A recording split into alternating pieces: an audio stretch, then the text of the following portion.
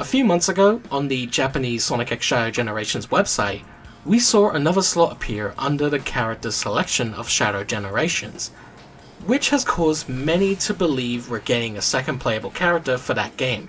I believe I might know who this character is. But with less than 2 weeks to go until release, when can we expect to see this character to be revealed? And who could it be? Many thought we had seen this by now with it being so close to release, but maybe there's more to unpack here regarding what this slot could be. But before I reveal who this actually is, I'd like to discuss some possibilities. Some have speculated that this could just be a slot to show which other characters appear in the game and not actually playable. But if we look at the Sonic Generations section of the website, we can see it only shows playable characters that be in modern and classic Sonic. So the counter argument is that the likely scenario is this is just going to be an info slot for the other characters in the story. I don't think that's just because Sonic Generations showing only playable characters is solid enough evidence to suggest we're getting a second playable character here. But who's to say it's a character? More on that later when I reveal who this is. After the game releases, both Shadow and Sonic Generations sections will be filled with other characters who appear throughout each game. If there actually is a second playable character, it would make more sense they show this off to promote the game. Holding back on information as large as this would be weird for marketing. Considering if the character is a fan favorite, it would mean more sales. But let's say hypothetically this is a second playable character. Who could it be? Number 1. Rouge.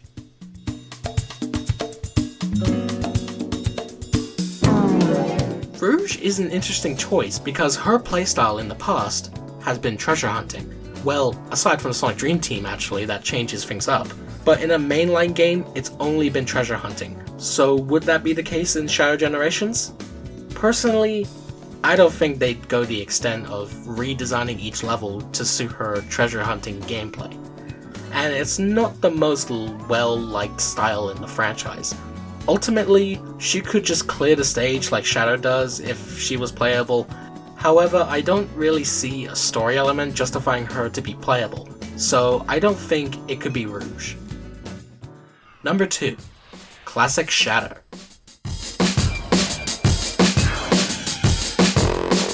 We should shut down the theory that this is Classic Shadow.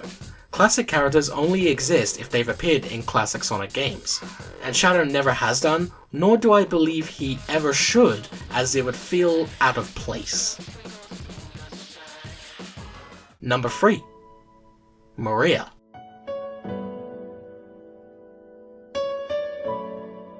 Now this is a really interesting one. Instantly you may disregard this as it would seem really out of character for the rest of the game. But hear me out. In the Spider-Man games for the PS4 and PS5, you can play as MJ and do small missions that are very different compared to the original gameplay, and much slower paced as your objective is to uncover things stealthily a lot of the time. This does mean the levels are smaller and probably quicker and easier to design and turn, so we could see something like this if Maria was playable. She'd sneak around looking for stuff to help Shadow. Again, I'm not really sure how this could work story-wise, but it would be a little break from normal gameplay to try out something new. Number 4. Emerald.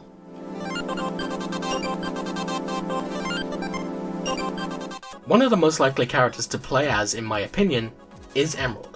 Emerald copies other characters' abilities, so this could literally just be a skin swap of Shadow, and the justification would be that he hasn't learned any of the new moves yet. There could be elements of the story that are partially flashback in which you play as Emerald, or even Emerald helps you escape white space. Who knows?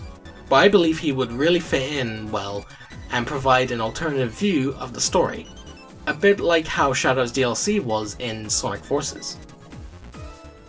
Number 5. Silver. If it's going to be any character, I personally believe it could be Silver. I feel like there's big plans for Silver going forward, and they need to set him up in some way. Seeing as this game is serving as an entry point to the franchise to cater to new fans coming from the movies, they need to set up another character as big as Shadow, and that character that makes sense is Silver. I discussed Silver being a character in the post-credit scenes of Sonic Movie 3 in my Sonic 3 post-credit scene character revealed video. So if that's the case, then I feel it would make sense setting him up alongside Shadow in this game. Silver is also an enemy in this game, not recognizing Sonic the same way Shadow doesn't in the original Sonic Generations. We don't really know what happened to them for them to not recognize Sonic, so maybe that will be explained in Shadow Generations. Which leads me to think even further that the other playable character could be Silver. So who is it actually? Well, we've already seen it. It's not another playable character, but a skin. That's right, I think this slot is actually Movie Shadow. It makes sense why this is on the Japanese website as well, because in Japan this is called Sonic X Shadow Tokyo Mission, and Movie Shadow's levels take place in Tokyo, as that's where this takes place in the movie. To conclude, it would have been cool to see a second playable character, but there's no way they would have left it this close to release without a reveal. But with it being Movie Shadow, then that means we've already had it revealed. The website just needs to be updated. But it's nice to speculate. But what do you guys think? Do you think there actually is another second playable character, or do you think it is the movie skin? Let me know in the comments below, and yeah, we'll just go from there. So I thank you all for watching. Like, comment, subscribe. Follow me on all my social media pages, which will be linked in the description down below. And I will see you all in the next video. So until then, take care. Bye bye.